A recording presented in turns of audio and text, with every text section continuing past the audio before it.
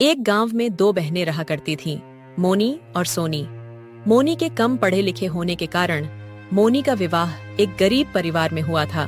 वहीं सोनी की सुंदरता और पढ़े लिखे होने के कारण अमीर व्यक्ति ने उससे विवाह किया। अपनी सुंदरता का घमंड तो सोनी को पहले ही से था। विवाह के बाद उसे दौलत का भी घमंड हो गया। दोनों बहनें आसपास ही रहा करती थीं। जब भी मौका मिलता सोनी मोनी को उसकी गरीबी के कारण नीचा दिखाने की कोशिश करती। मोनी, तुझे पता है अभी अभी मेरे पति ने मुझे सोने के झुमके दिलाए हैं और तुम्हारे खेत के पास वाला जो खेत है वह भी हम खरीद रहे हैं। तुमने तो शादी के बाद कुछ भी नहीं खरीदा होगा, मगर कर भी क्या सकते हैं। तुम्हारे पति के तो खाने के ठिकाने नहीं हैं, वह तुम्हें क्या खरीद कर देगा। मोनी को बुरा तो लगता, पर वह कर भी क्या सकती है। मोनी के दिन बड़ी गरीबी में गुजर रहे थे। 2 वक्त की रोटी भी बड़ी मुश्किल से जुटा पाती थी। दोस्तों, ऐसे ही मजेदार और रोमांचक भरी कहानियाँ देखने के लिए हमारी वीडियो को लाइक करें, चैनल को सब्सक्राइब करें और बेल आइकन को प्रेस करना न भूलें। कई बार सोनी से मदद की गुहार भी की। अरे सोनी बहन, आज मेरे घर पर खाने के लिए कुछ भी नहीं है। ऐसे में मेरे पति जमींदार के घर पर गए हैं, मगर जमींदार ने पैसे देने से इनकार कर दिया। तो सोनी बहन, आज तुम थोड़े पैसे की मदद कर दो। फसल बिकते ही हम तुम्हारे पैसे लौटा देंगे। अरे बहन, तू आज पैसे मांगने आई है। अगर तू कल पैसे मांगने आती तो मैं तुझे थोड़े बहुत पैसे दे भी देती। मैंने तुझे बताया था ना, तुम्हारे खेत के पास वाला जो खेत है हम खरीद रहे हैं। तो आज सुबह मेरे घर में जितने भी पैसे थे सभी लेकर चले गए। घर में आज पैसे नहीं हैं। किंतु सोनी ने कभी उसकी कोई मदद नहीं की। एक दिन मोनी ने सोचा, सोनी ने भी पैसे देने से मना कर दिया। अब मैं क्या करूं? एक काम करती हूँ, मैं मेरे बड़े भैया के घर जाकर उनसे पैसे मांगती हूँ। वह मुझे पैसे देने से मना नहीं करेंगे। आगे बढ़ने पर उसे एक बूढ़े बाबा दिखाई पड़े। अरे बाबा, इतनी गर्मी में आप यह भारी मटका लेकर कहाँ जा रहे हो? कहीं नहीं बेटा, बस ये पास वाले गांव में मेरा घर है, वहीं ये पानी का मटका लेकर जा रहा हूँ। अच्छा, मैं भी गांव की ओर जा रही हूँ। लाओ अपना यह मटका मुझे दे दो। नहीं बेटी नहीं, मैं इस मटके को ले जाऊंगा। तुम क्यों तकलीफ उठाती हो? अरे बाबा, मैं भी तो तुम्हारी बेटी जैसी हूँ। लाओ दे दो मुझे यह मटका। मोनी ने बाबा से मटका ले लिया। दोनों साथ साथ गांव पहुँचे। मोनी ने बूढ़े बाबा के घर तक वह मटका छोड़ दिया। ठीक है बाबा, अब मैं चलती हूँ। इतना कहकर मोनी वहाँ से चली जाती है और कुछ देर बाद अपने भाई के घर पहुँच जाती है, मगर उस समय उसका भाई घर पर नहीं था। अरे भाभी, भैया कहाँ पर हैं? वो अभी घर पर नहीं है। अरे मुझे भैया से जरूरी काम था। क्या काम है, मुझे कहो। अरे भाभी, मैं क्या बताऊं, अभी हमारे घर के हालात बहुत खराब हैं। हमारे पास 2 वक्त के खाने के भी पैसे नहीं हैं। तो हम क्या कर सकते हैं? हमारे पास कोई पैसों का पेड़ है जिसमें से पैसे तोड़कर हम तुम्हें दे दें? हमारे पास अभी पैसे नहीं हैं। ठीक है, पैसे मांगने के अलावा कोई और काम हो तो बताओ, वरना यहाँ से जाओ। ठीक है भाभी, मैं चलती हूँ। भाभी ने उसे घर से भगा दिया। दुखी होकर वह अपने गांव वापस लौटने लगी। अरे बेटी, इधर आओ। तुम इस गांव में किसके घर पर आई थी? अरे बाबा, मैं वो अपने भैया के घर पर उनसे मदद मांगने आई थी। मोनी ने अपनी पूरी कहानी बाबा को बताई। लो बेटी, तुम इन 3 घड़ों में से एक घड़ा ले लो। तू इतनी दूर पैदल चलकर आई है और पैदल चलकर तुझे जाना भी है। बेटी, अगर तुझे रास्ते में भूख लगे तो घड़े के अंदर लड्डू हैं, निकाल कर खा लेना।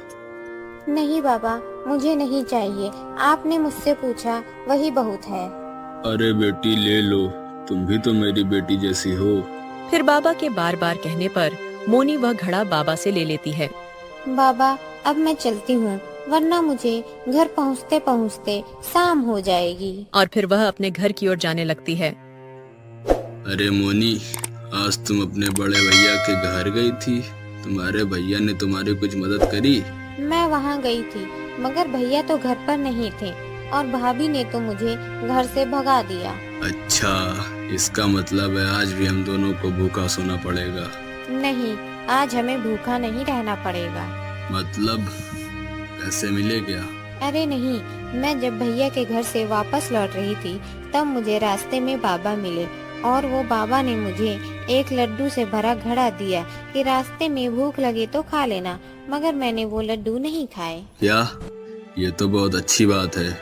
जाओ फटाफट से तुम वो लड्डू लेकर आओ, हम दोनों मिलकर खाएंगे। आज सुबह से मैंने कुछ नहीं खाया है। रुको, मैं अभी लेकर आती हूँ। और जैसे ही मोनी घड़े को खोलकर देखती है तो वो चौंक जाती है। अरे बाप रे, सोने की मोहरे, वो भी इतनी सारी। अरे क्या हुआ? अरे बाप रे बाप, इतनी सारी सोने की मोहरें! तुम्हें यह घड़ा किसने दिया? मैं सच कह रही हूँ, मुझे यह घड़ा एक बाबा ने ही दिया। मोनी और उसके पति की खुशी का कोई ठिकाना नहीं था।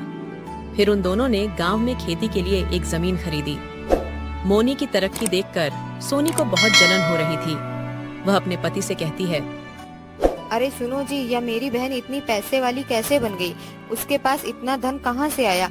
कुछ दिन पहले तो यह मेरी बहन भिखारी जैसे अपने घर पर भीख मांगने आई थी, और अब तो हमसे भी ज्यादा पैसे वाली हो गई है। हाँ, मैं भी वही सोच रहा हूँ। पहले तुम्हारी बहन का पति लोगों के खेतों में काम किया करता था और एकदम से आज इतना पैसे वाला हो गया है। मगर अभी कुछ दिन पहले मैंने तुम्हारी बहन को तुम्हारे भाई के घर जाते हुए देखा था। क्या? भैया के घर की ओर? हाँ, मुझे तो लगता है भैया के घर से ही इतनी सारी धन दौलत लेकर आई होगी। मगर तुम्हारा भाई कैसा है जो सारा धन तुम्हारी छोटी बहन को ही दे दिया? उसकी बहन तो तुम भी हो ना। भाई के लिए तो दोनों बहनें समान हैं, तो फिर दोनों को बराबर हिस्सा देना चाहिए था। तुम ठीक बोल रहे हो। भैया की संपत्ति पर जितना उसका अधिकार, उतना ही मेरा अधिकार है। हम कल सुबह ही मेरे भाई के घर चलेंगे। फिर वह दोनों सुबह सुबह अपने बड़े भैया के घर उनसे मिलने जाते हैं। उन्हें भी रास्ते पर वही बाबा दिखाई पड़ते हैं। अरे बेटी, तुम जरा इस मटके को उठाकर मेरे कंधे पर रख दोगे क्या? क्या तुम अपना काम खुद नहीं कर सकते हो क्या?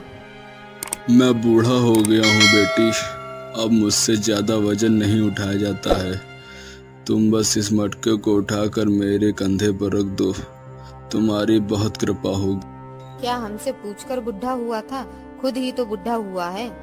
अरे भगवान, तुम कहाँ इस बुड्ढे की बातों में आ रही हो? जल्दी जल्दी चलो, हम घर पहुँचने ही वाले हैं। मगर सोनी ने उस बाबा की कोई मदद नहीं की। वह अपने भाई के घर पहुंच जाती है। अरे भैया भाभी, कुछ दिन पहले छोटी बहन मोनी यहाँ पर आई थी क्या? भाभी, तुमने उसे कुछ दिया था क्या? नहीं, मैंने तो उसे कुछ भी नहीं दिया। हमारे पास कुछ होगा तभी तो उसे देंगे। अच्छा, इसका मतलब आपने उसे कुछ नहीं दिया। ठीक है भैया, हम चलते हैं। अरे अभी तो तुम दोनों आए हो और इतनी जल्दी जा भी रहे हो, खाना खा के तो जाओ। नहीं, हम यहाँ से निकल रहे थे तो हमने सोचा कि भैया से मिलते हैं। ठीक है, हम चलते हैं। अरे भैया ने तो उसे कुछ भी नहीं दिया, तो फिर उसे इतना सारा धन माया कहाँ से मिला? मैं भी वही सोच रहा हूँ। इतनी धूप में चलने के बाद मुझे बहुत जोर की प्यास लग रही है। तुम्हें भैया के घर पर प्यास नहीं लगी क्या? तुम जाकर कहीं से जल्दी से पानी लेकर आओ, मुझे चक्कर जैसा लग रहा है।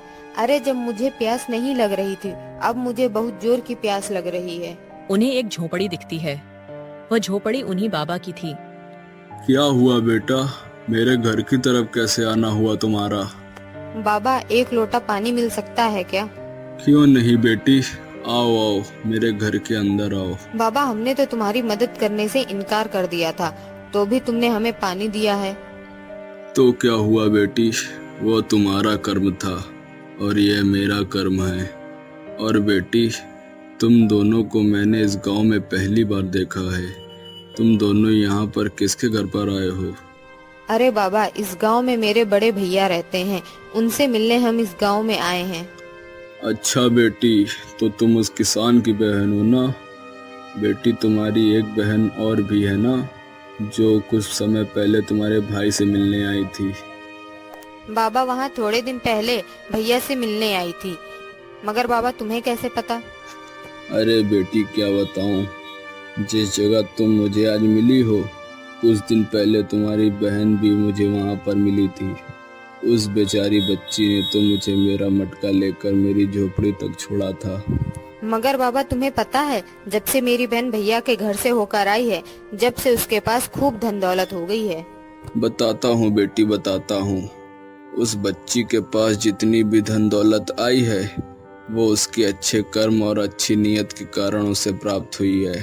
बाबा मुझे तुम्हारी बात कुछ भी समझ नहीं आ रही है। और मेरी बहन के ऐसे क्या अच्छे कर्म हैं जो उसे इतना धन मिल गया। कर्म और नियत अच्छी होने से ही धनवान कैसे हो सकते हैं। बाबा तुम कैसी बात कर रहे हो। बताता हूँ बेटी, बताता हूँ, सब कुछ बताता हूँ। बेटी, यहाँ पर जितने भी घड़े रखे हैं, यह कोई साधारण घड़े नहीं हैं। यह घड़े मनुष्य के कर्म और मनुष्य की अच्छी नीयत के परिणाम देने वाले घड़े हैं। क्या इंसान के कर्मों का घड़ा? यह कैसा घड़ा है बाबा? मैं तुम्हारी बात समझ गई। यह कर्मों के घड़े हैं। अपना जैसा कर्म होगा इस घड़े में से अपने कर्मों के अनुसार फल मिलेगा। ठीक कहा बेटी, बिल्कुल ठीक कहा। बाबा आपको कष्ट न हो तो एक घड़ा क्या आप हमें दे सकते हैं? हम भी अपना कर्म आजमा कर देखते हैं। क्यों नहीं बेटी, क्यों नहीं। तुम भी एक घड़ा ले लो यहाँ से। तुम भी अपने कर्म और अपनी नीयत का फल पाओ। सोनी को भी बाबा ने एक घड़ा दे दिया और वह दोनों वहां से चले जाते हैं। फिर रात के समय जैसे ही वह घड़ा खोलते हैं, उनके घड़े में से बहुत सारे कीड़े निकलने लगते हैं। बाप रे बाप, अपने घड़े में तो कीड़े निकले। पर क्या ही गलत निकला है। हम लोग को जो भी मिला है बिल्कुल सही मिला है। हम लोग बहुत लालची थे। तुम्हारी बहन बेचारी हम लोग के पास कुछ पैसों की मदद मांगने के लिए आई थी, पर हमने उसकी मदद ही नहीं करी है। इतने खराब कर्म होने के बावजूद हम अच्छे फल की अपेक्षा कैसे कर सकते हैं। आपने बिल्कुल ठीक कहा। मुझे अपने पैसे का बहुत घमंड था। मैंने मेरी बेचारी बहन की मजबूरी नहीं समझी। मैं कैसे भी करके बस अपनी अमीरी से उसे नीचा दिखाती। सोनी और उसके पति को अपनी गलती का बहुत पछतावा हो रहा था। दोस्तों, ऐसे ही मजेदार और रोमांचक भरी कहानियाँ देखने के लिए हमारी वीडियो को लाइक करें, चैनल को सब्सक्राइब करें और बेल आइकन को प्रेस करना न भूलें।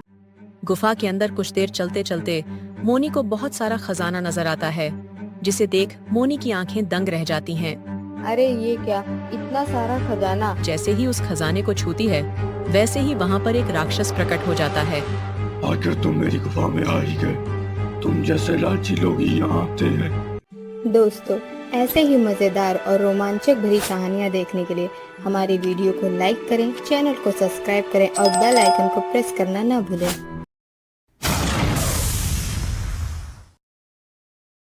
एक छोटे से गांव में शिव नाम का कुम्हार रहता था। वह अपने गांव में ही मिट्टी के मटके और बर्तन बनाकर बेचा करता था। सभी गांव वाले शिव के घड़ों की तारीफ किया करते थे। शिव भाई, तुम्हारे जैसे मटके इस गांव में कोई नहीं बना सकता। यह जल्दी टूटते भी नहीं और इनमें पानी भी बहुत देर तक ठंडा रहता है। साथ ही पानी बहुत ज्यादा स्वादिष्ट भी होता है। ऐसा लगता है कि बस पीते जाओ। धन्यवाद भाई। एक बात बताओ शिव भाई, आखिर तुम इतना अच्छा मटका कैसे बना लेते हो? बस भाई, हाथ हाथ की बात है। मैं कोई जादू तो करता नहीं, बस थोड़ी सी मेहनत और प्यार से इन मटकों को बनाता हूँ। हाँ भाई, ये बात तो है, मगर मुझे इस गांव में तुम्हारे अलावा किसी के हाथ के मटके नहीं पसंद आते हैं। इतना कहकर वो आदमी शिव से मटका खरीदकर वहाँ से चला जाता है। शिव भी मटके बेचकर अपनी बेटी मोनी के साथ घर की तरफ चल देता है। रास्ते में मोनी अपने पिता से कहती है, पिताजी, वाकई आपके हाथ से बने मटके पूरे गांव में बहुत मशहूर हैं और ऐसा लगता है कि आपके बनाए मटके कोई आम मटके नहीं है। इनमें कुछ तो ऐसा जरूर है जो इनको इतना अच्छा बनाता है। और आखिर आप ऐसा क्या करते हैं जिससे यह मटके इतने लंबे समय तक टिके रहते हैं? साथ ही पानी भी बहुत ठंडा और स्वादिष्ट रहता है। बेटी मोनी, यह तो बस एक कला है। इसके अलावा मैं तुम्हें कुछ नहीं बता सकता। ठीक है पिताजी, जैसी आपकी इच्छा। इतना कहकर शिव मोनी की बात को टाल देता है और फिर वह दोनों घर पहुंच जाते हैं। अगले दिन शिव मटके बनाने के लिए बैठता है। तभी उसकी बीवी शोभा वहां पर आती है और शिव से कहती है, ए जी, सुनते हो, मेरी सहेली मुझसे कह रही थी कि उसके पति भी आपकी तरह कुम्हार हैं, मगर उनके मटके ज्यादा नहीं बिकते और गांव वालों का कहना है कि आपके हाथों में घड़े बहुत अच्छे और टिकाऊ होते हैं। क्या यह बात सच है?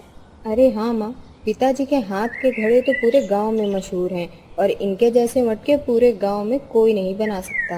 हाँ बेटी, तुम्हारे पिताजी के जैसे सुंदर मटके तो कोई नहीं बना सकता। अरे अब तुम दोनों अपनी बातें खत्म करो और ये मटके उठाने में मेरी मदद करो। शिव यह कहकर मटका बनाने लगता है। इसी तरह दिन गुजरते रहते हैं।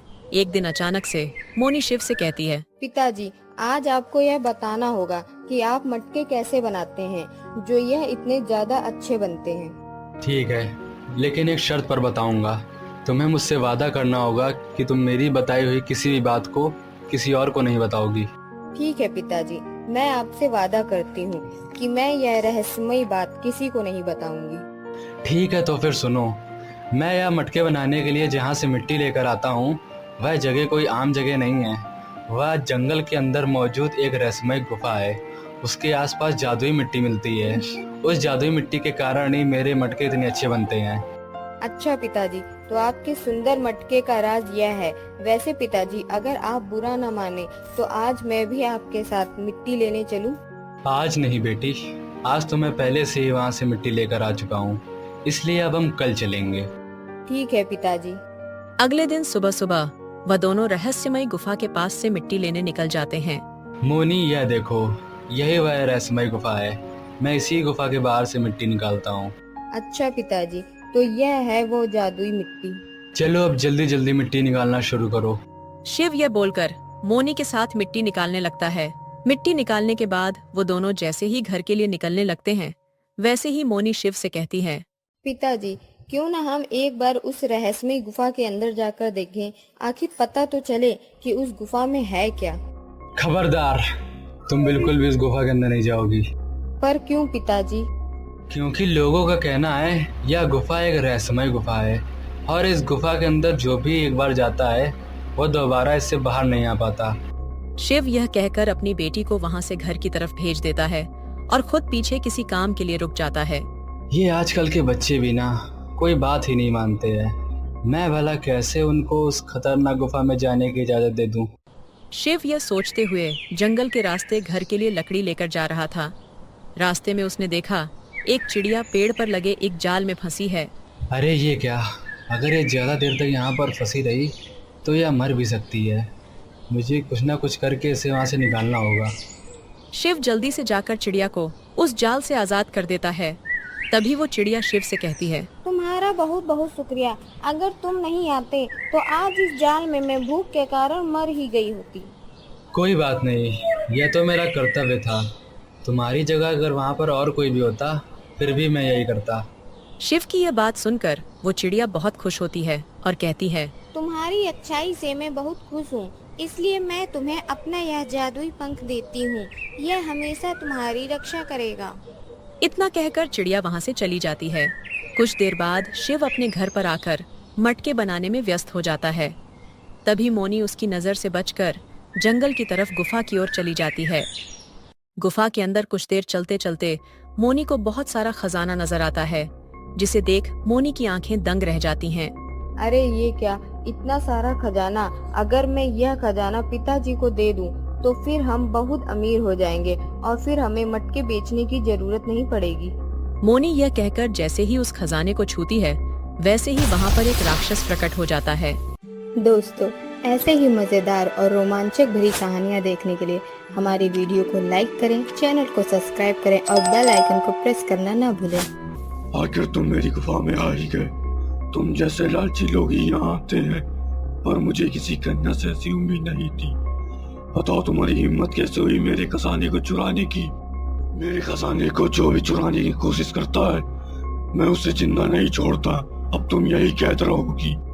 नहीं, मुझे माफ कर दीजिए। मैं यहाँ चोरी करने नहीं आई थी। मैं तो बस यह देखने आई थी कि आखिर इस गुफा में क्या है। मुझे माफ कर दो, मुझे जाने दो। हर चोर यही बोलता है कि उसने चोरी नहीं की। राक्षस यह कहकर हवा में गायब हो जाता है। तभी मोनी जोर जोर से चिल्लाने लगती है, बचाओ, कोई मुझे बचाओ। वह इस तरह चिल्लाती है कि उसकी आवाज गुफा के बाहर सुनाई देती है। अरे शोभा, ये मोनी कहाँ है? वह कब से मुझे दिखाई नहीं पड़ी है। पता नहीं जी, पर मैंने उसे जंगल की तरफ जाते हुए देखा था। शोभा, यार तुम क्या कह रही हो? मोनी जंगल की तरफ गई है? हाँ जी, देखिए जरा, कहीं वो उस गुफा की तरफ तो नहीं गई। मुझे भी ऐसा ही लगता है। उससे उस गुफा के बारे में जानने की बहुत जल्दी थी। शिव यह कहकर गुफा के पास अपनी बेटी को ढूंढने के लिए जाता है, जहाँ उसे साफ साफ मोनी के चिल्लाने की आवाज सुनाई देती है। मोनी, तुम परेशान मत हो, मैं तुम्हें यहाँ से बाहर निकालने के लिए कुछ करता हूँ। शिव परेशान होकर आसपास के लोगों से अपनी बेटी के लिए मदद मांगता है, लेकिन रहस्यमयी गुफा का नाम सुनकर लोग उसकी मदद करने से इनकार कर देते हैं। शिव थक हार कर वहाँ के राजा के पास जाता है। प्रणाम महाराज। महाराज, मैं इस गांव का कुमार शिव हूँ। कहो शिव, तुम यहाँ किस लिए आए हो? महाराज, दरअसल मेरी बेटी मोनी जंगल की रहस्यमय गुफा के अंदर कैद हो गई है और मैं बिना आपकी मदद के उसे नहीं बचा सकता। शिव, तुम ये क्या कह रहे हो? तुम्हारी बेटी उस गुफा में क्या करने गई थी? पता नहीं महाराज, पर उसे उस रहस्यमय गुफा के बारे में जानने की बहुत जल्दी थी, इसलिए वह मुझे बिना बताए वहाँ पर चली गई है और अब गुफा के बाहर उसके चिल्लाने की आवाज़ आ रही है। दोस्तों, ऐसे ही मजेदार और रोमांचक भरी कहानियाँ देखने के लिए हमारी वीडियो को लाइक करें, चैनल को सब्सक्राइब करें और बेल आइकन को प्रेस करना न भूलें। राजा शिव और अपने सिपाहियों के साथ उस रहस्यमयी गुफा के पास जाते हैं। मंत्री जी, इस गुफा पर ढके हुए जितने भी पत्थर हैं, उन सबको हमारे सिपाहियों से कहकर हटवा और मोनी को उस गुफा से बाहर निकालने की कोशिश कीजिए। राजा के कहने पर मंत्री जी सिपाहियों से पत्थर हटाने के लिए कहते हैं, लेकिन सारे सिपाही उस पत्थर को हटाने में असफल रहते हैं। क्षमा करिए महाराज, मगर ये पत्थर इतने भारी हैं कि हम इन्हें हटाने में असफल हो रहे हैं।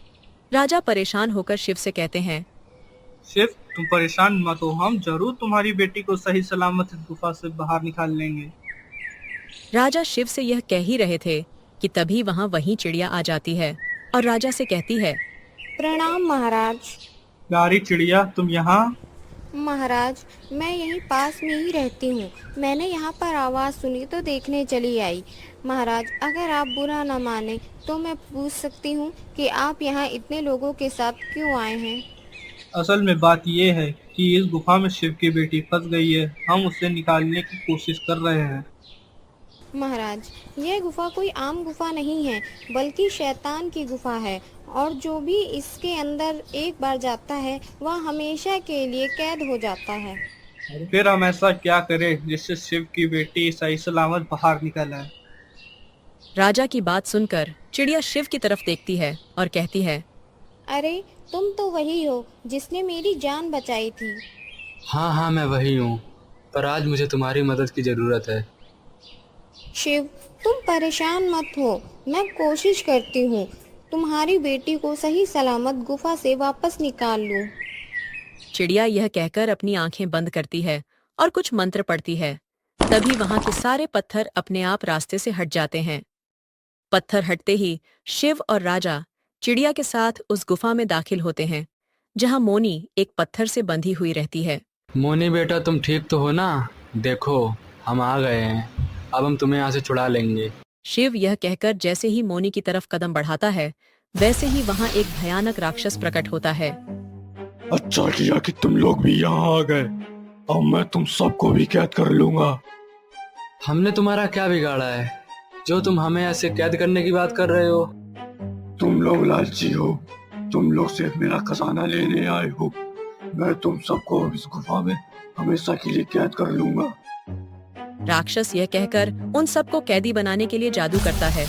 तभी वहां शिव के अलावा सभी लोग कैद हो जाते हैं, लेकिन शिव पर उस राक्षस का जादू नहीं चलता। यह देख चिड़िया शिव से कहती है, तुम परेशान मत हो, तुम पर इस राक्षस का जादू का असर इसलिए नहीं हो रहा है क्योंकि तुम्हारे पास मेरा जादुई पंख है। चिड़िया यह कहकर एक परी के रूप में बदल जाती है, लेकिन वो भी राक्षस की कैद में आ जाती है। शिव, मैं कोई चिड़िया नहीं बल्कि एक जादुई परी हूँ। मैं उस दिन चिड़िया के रूप में तुम्हारा इम्तिहान ले रही थी। शिव परी की बात सुनकर उससे कहता है, जादुई परी, अब क्या होगा? अब तो आप भी इस गुफा में कैद हो गई हैं। हाँ, लेकिन तुम कैद नहीं हो। इसका मतलब है कि तुम ही हम सबको यहाँ से आजाद कर सकते हो। अच्छा, पर कैसे? मेरे दाहिने हाथ पर एक धागा बंधा है, इसे निकालकर तुम्हें जलाना होगा। शिव तुरंत उस जादुई परी के हाथ पर बंधे धागे को खोलता है और अपने पास रखी माचिस से जला देता है। वो धागा जलते ही एक जादुई छड़ी बन जाता है। शिव, तुम इस छड़ी को उस राक्षस की तरफ घुमाओ। परी के कहने पर शिव वो छड़ी गोल गोल घुमाने लगता है, जिससे वो राक्षस जलकर भस्म हो जाता है। फिर उस गुफा में जितने भी लोग कैद थे वह सब आजाद हो जाते हैं। शुक्रिया जादुई परी, अगर आज आप नहीं होती तो मैं अपनी बेटी को कभी नहीं बचा पाता। इसमें शुक्रिया की कोई बात नहीं है शिव। कल तुमने मेरी मदद की थी, आज मैंने तुम्हारी मदद की। अच्छाई का बदला हमेशा अच्छाई ही होता है।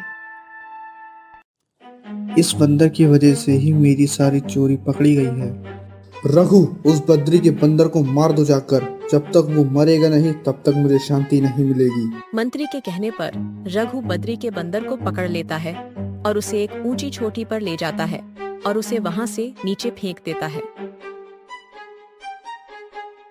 रामपुर नामक गांव में एक पुजारी रहता था जिसका नाम बद्री था।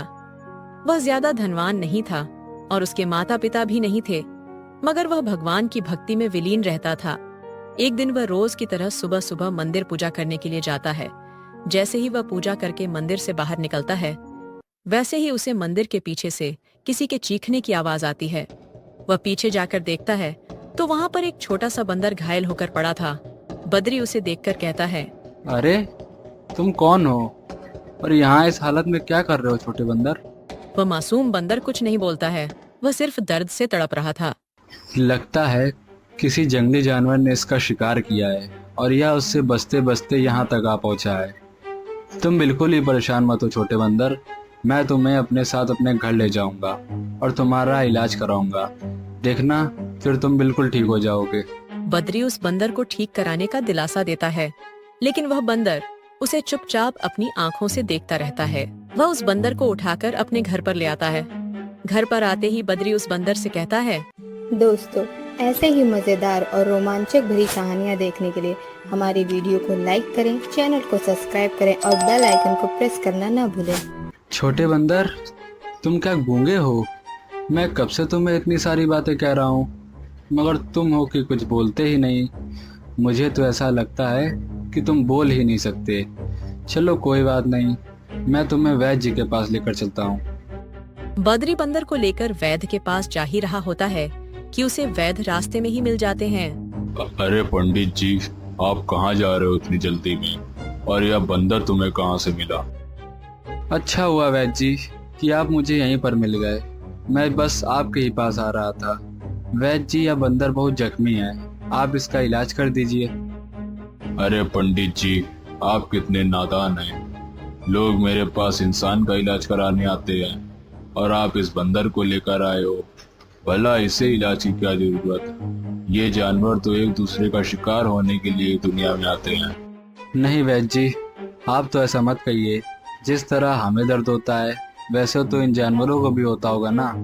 ये आप कैसी बातें कर रहे हैं? मुझे नहीं लगता कि आपको अपना समय इस बंदर के इलाज में व्यर्थ करना चाहिए। वैद्य जी, आप भी कैसी बातें करते हैं? अगर मेरे समय के व्यर्थ करने से किसी बेजुबान की जान बच रही है तो मेरे लिए इससे बड़ा पुण्य आखिर क्या होगा? जैसी आपकी इच्छा। अब आपकी यही जिद है तो मैं इसके आगे कर भी क्या सकता हूँ। चलो मेरे साथ। इतना कहकर वैद्य जी बद्री और बंदर को अपने घर ले आते हैं। वह बंदर की चोट पर बहुत सारी दवा लगाकर पट्टी बांधते हैं। देखिए पंडित जी, मैंने इसकी मरहम पट्टी तो कर दी है, लेकिन आपको इसका बहुत ज्यादा ख्याल रखना पड़ेगा। जैसा आपका वैद्य जी। बद्री बंदर को लेकर अपने घर चला जाता है। बंदर बेचारा जख्मी हालत में सुस्त होकर बद्री के पास लेटा रहता है। छोटे बंदर, तुम तो कुछ बोलने से रहे और मैं तुम्हारा नाम भी नहीं जानता, इसलिए मैं तुम्हें अब छोटा बंदर बुलाऊंगा। इतना कहकर बद्री छोटे बंदर के लिए केला लेने चला जाता है। छोटे बंदर, देखो मैं तुम्हारे लिए केला लेकर आया हूँ। मैंने सुना है कि बंदरों को केला बहुत पसंद होता है। अब जल्दी से सारे केले खाकर खत्म करो और उसके बाद तुम्हें अपनी दवा भी लेनी है, तभी तो तुम ठीक हो पाओगे।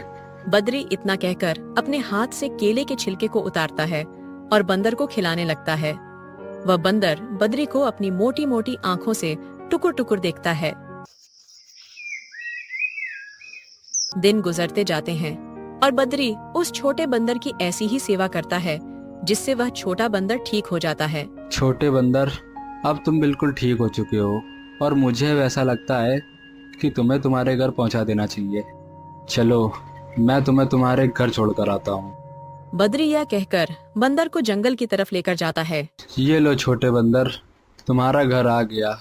अब तुम अपने परिवार के पास चले जाओ। मुझे यकीन है कि तुम्हारे परिवार वाले भी तुम्हें ढूंढ रहे होंगे। बद्री की यह बात सुनकर छोटा बंदर उसकी गोद से उतरता ही नहीं है। बद्री बंदर को ऐसा करते देख उसे कहता है, छोटे बंदर, अब तुम जंगल में अपने परिवार के पास जाओ। बद्री की बहुत कोशिशों के बाद भी बंदर उसकी गोद से नहीं उतरता है। छोटे बंदर को ऐसा करते देख बद्री परेशान होकर कहता है, छोटे बंदर, अब मैं क्या करूं? तुम तो मेरी गोद से उतर ही नहीं रहे हो। मुझे तो ऐसा लगता है कि तुम वापस ही नहीं जाना चाहते हो। बद्री की यह बात सुनकर वह बंदर मुस्कुराने लगता है। छोटे बंदर को ऐसा करते देख बद्री भी मुस्कुराता है और कहता है, अच्छा, तो तुम मेरे साथ रहना चाहते हो। वैसे मेरे घर में मेरे अलावा और कोई भी नहीं रहता है। अच्छा ही है, मुझे तुम्हारे रूप में अपने लिए एक साथी मिल जाएगा। बद्री यह कहकर उस बंदर को अपने घर वापस ले आता है और फिर वह दोनों साथ रहने लगते हैं।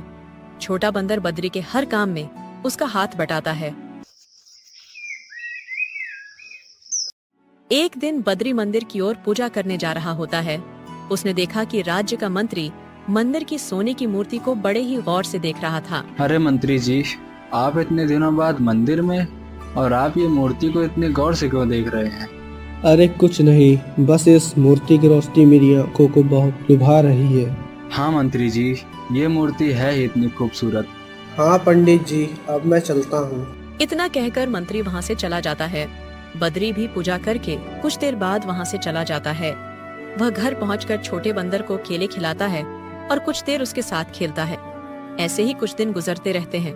एक दिन बद्री कुछ दिनों के लिए शहर जा रहा होता है। वह छोटे बंदर से कहता है, छोटे बंदर, मैं कुछ दिनों के लिए शहर जा रहा हूँ। मेरे वापस आने तक तुम अपना ख्याल रखना। ये बात सुनकर छोटा बंदर बहुत उदास हो जाता है। छोटे बंदर, उदास मत हो, मैं जल्द ही वापस आ जाऊंगा। यह कहकर बद्री वहाँ से चला जाता है। एक रात बंदर सो रहा होता है तो उसे कुछ खटपट की आवाज सुनाई पड़ती है। जब वह बाहर देखता है तो मंदिर की मूर्ति को कुछ लोग उठाकर ले जा रहे थे। तभी उनमें से एक आदमी बोलता है, जल्दी जल्दी काम करो और आवाज कम करो, अगर किसी ने सुन लिया तो लेने के देने पड़ जाएंगे। बंदर उसकी आवाज सुन लेता है मगर वह उसकी शक्ल नहीं देख पाता है। अगली ही सुबह बद्री शहर से वापस आ जाता है और वह छोटे बंदर से मिलता है। अरे छोटे बंदर, तुम्हें यहाँ कोई तकलीफ तो नहीं हुई ना? बंदर उसे कुछ बताने की कोशिश करता है मगर तभी वहाँ पर मंत्री राजा को लेकर पहुँच जाता है। महाराज, यही वो चोर है जिसने रात में मंदिर से मूर्तियाँ चुराई हैं। क्या? मंदिर से मूर्ति चुराई है? मगर महाराज, मैं तो कुछ दिनों के लिए शहर गया था। मैं वहाँ से अभी अभी वापस आ रहा हूँ। महाराज, ये झूठ बोल रहा है। ये गांव में ही था। इसने शहर जाने का बहाना इसलिए किया ताकि मौका मिलते ही ये मूर्ति चुरा सके और इस पर कोई शक भी न करे। ये सुनकर बद्री चौंक जाता है। तभी राजा उससे कहते हैं, देखिए पंडित जी, मैं आपकी इज्जत करता हूँ, इसलिए मैं आपको एक मौका दे रहा हूँ। बता दीजिए कि आपने मूर्ति कहाँ छिपाई है। हम वादा करते हैं कि आपको कोई सजा नहीं देंगे। महाराज, जब मैंने चोरी करी ही नहीं है तो मैं आपको मूर्ति के बारे में कैसे बता सकता हूँ? बस पंडित जी, आपका इतना दुस्साहस कि आपने हमसे झूठ बोला। सैनिकों, पंडित जी को कारागार में डाल दो। राजा के सैनिक बद्री को पकड़ के ले जाते हैं। वहाँ बैठा बंदर सबकी बातें सुन रहा होता है। तभी वह मन ही मन सोचता है, कल रात मैंने जिसकी आवाज सुनी थी उसकी आवाज तो मंत्री की आवाज से मेल खा रही है। बंदर को पता चल जाता है कि इस चोरी के पीछे मंत्री का हाथ है। मंत्री जी, बद्री को कैद करे 2 दिन बीत चुके हैं, लेकिन अभी तक उसने मूर्ति के बारे में कुछ नहीं बताया। अब हम ऐसा क्या करें जिससे वह मूर्ति का पता बता दे? मुझे लगता है कि बद्री ने वह मूर्ति किसी खुफिया जगह छिपाई है। दोनों बातें कर ही रहे होते हैं कि तभी वहाँ बद्री का छोटा बंदर आता है और राजा से कहता है, नमस्ते महाराज। अरे, तुम तो वही बंदर हो ना जो बद्री के साथ रहता था? जी महाराज, मैं वही बंदर हूँ। मगर मैंने तो तुम्हें पहले कभी बोलते हुए नहीं सुना। जी महाराज, क्योंकि मैं ज़्यादा बोलना पसंद नहीं करता। मैं जानता हूँ कि मंदिर की मूर्ति कहाँ है और उसे किसने चुराया है। अच्छा, तो बताओ फिर मूर्ति कहाँ है? महाराज, महल के पीछे जो पर्वत है उसी के नीचे एक छोटी सी गुफा है। वह मूर्ति उसी गुफा में छुपी है। लेकिन ये काम आखिर किसने किया? महाराज, मेरी एक शर्त है। अगर आप मेरी शर्त पूरी करेंगे तभी मैं आपको बताऊंगा कि मूर्ति किसने चुराई है।